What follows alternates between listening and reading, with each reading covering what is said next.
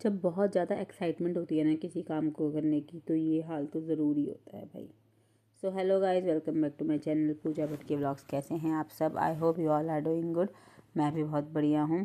आज ना मैंने डिसाइड कर लिया था कि मैं आज चाइनीज़ बनाऊँगी, क्योंकि इंडियन खा खा के जब मैं बोर हो जाती हूँ ना कभी कभी, तो मैं चाइनीज़ बना देती हूँ। क्योंकि कभी कभी ना थोड़ा सा अलग भी खाने का मन करता है।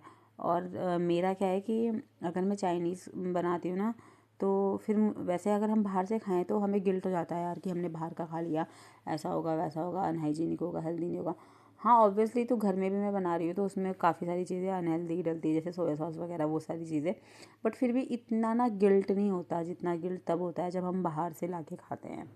तो फिर मैं घर में बना रही थी, तो मैंने बनाया चिली पनीर, चिली गोभी और चिली मशरूम। मैंने सारा मिक्स करके, सारे गोभी भी काट दी, पनीर भी काट दिया। गोभी और पनीर को पहले मैंने अरारोट में कोट किया।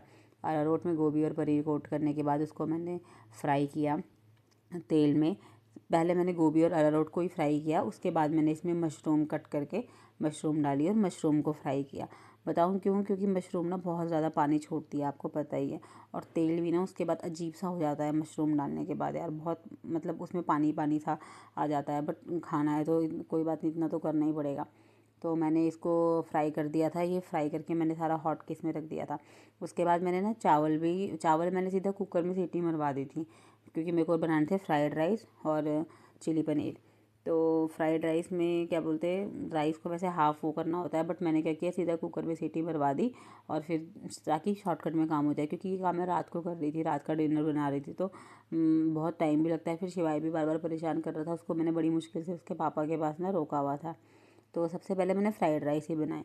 फ्राइड राइस बनाने के लिए मैंने तेल जो है वो उसी कढ़ाई से ले लिया था जिस कढ़ाई में मैंने वो फ्राई किए थे वेजिटेबल्स।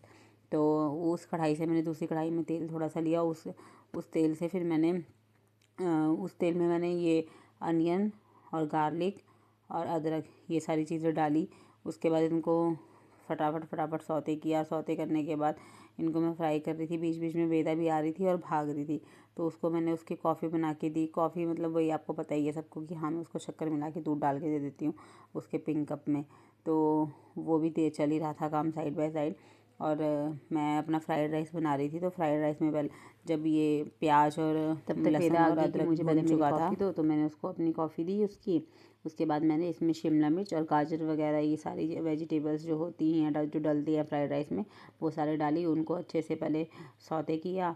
जो बाहर मिलते हैं ना फ्राइड राइस, उसमें तो वो हल्का हल्का कच्चा ही रखते हैं, बट मैं तो थोड़ा सा पका ही देती हूँ हल्का सा अच्छे से। जब तक वो भुने ना तब तक मैं उनको पकाती रहती हूँ।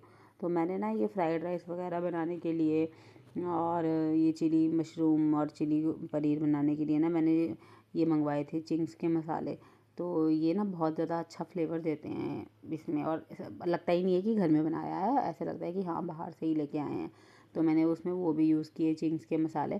और थोड़ा सा ये मैंने अभी डाला सोया सॉस, और थोड़ा सा मैंने डाला इसमें विनेगर, क्योंकि चाइनीज़ बना रहे हैं तो सोया सॉस में विनेगर तो डलेगा ही, इसके बिना तो चाइनीज़ का मज़ा ही नहीं आता। चावल जो है वो ऑलमोस्ट बन ही चुके थे मेरे ना। तो साइड में मुझे वो भी बनाया, चावल बना के मैंने पहले उन्हें ढक दिया। ढकने के बाद फिर मैंने अपना चिली पनीर, चिली गोभी और चिली मशरूम की तैयारी करनी स्टार्ट कर दी। तो ये सारी चीज़ें आप अलग अलग में समझिएगा, आपको पता ही है मैं एक साथ फ्राई करती हूँ, एक साथ ही डाल देती हूँ, क्योंकि रेसिपी सेम है, चीज़ें सेम है, तो क्यों फालतू में अलग अलग बनाना, एक साथ बना के साइड हो जाओ और अपना खाने का मज़ा लो।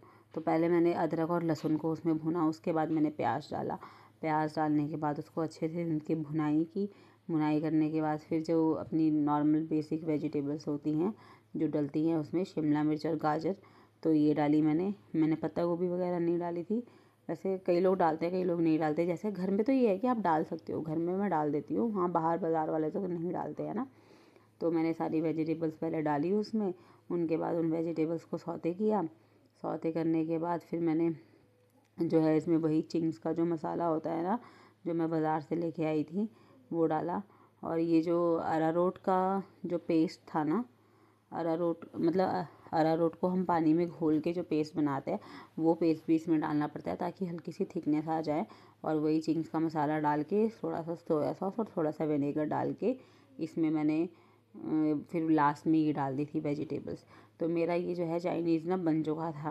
और फिर मैंने सबको देने के बाद मैंने खुद खाया।